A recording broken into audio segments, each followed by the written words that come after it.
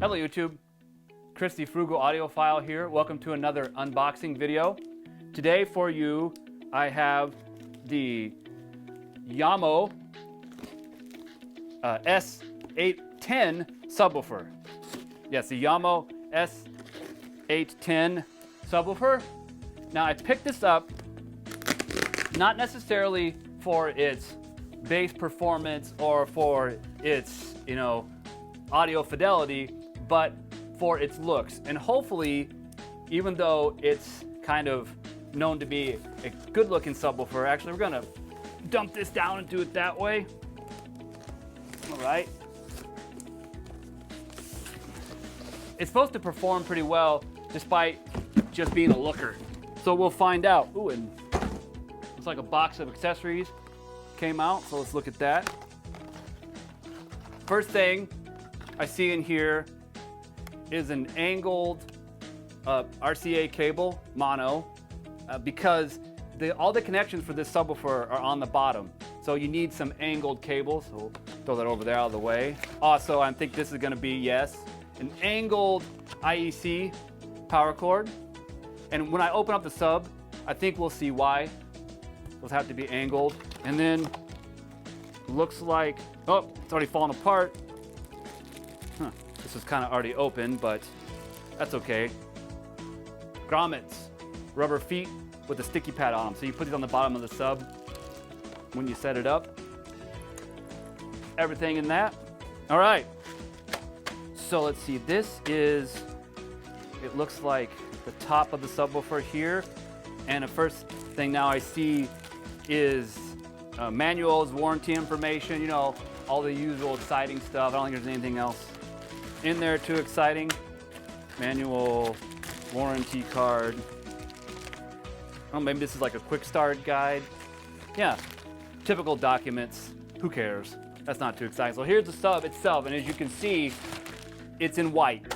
No, this is not another wrapping covering. It is actually in white, and there is no, maybe there's tape on the bottom. So let me look at that.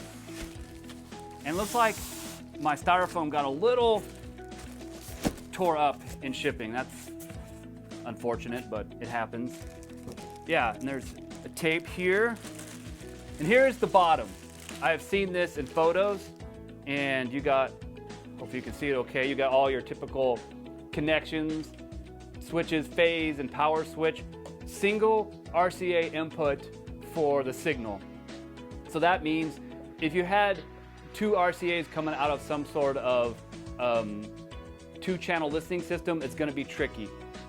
You got your typical volume and your crossover knob there, power cord, but yeah, you see kind of how these are all on the bottom here, so you have to have a right angle cord to get in there, and I don't see really a way of doing that. I assume you put the feet on, it goes under the feet. Got a slot port here. That's about all the farther I can get my hand down into it. So a fairly narrow slot port. Okay, so let's continue unboxing this sucker. What this reminds me of is the subs that used to come with the old home theater packages, that it's more, you can see, more narrow than it is wide. A lot of the newer ones, like the SVSs, the shoes, and etc., they're big black cubes. And those are great for performance, but they definitely don't look as good. And so you have this typical color, kind of, I don't know, brown, goldish color of the Jamo driver. Feels like it's plastic, probably some sort of polymer type of material. Very nice looking front. Oh, and I see that, oh man, one plug already came off of, oh, dude. Oh, maybe this will just screw back in. Okay, cool. I'm gonna leave that there and fix it later. So here's the front of it. Very sleek, white front.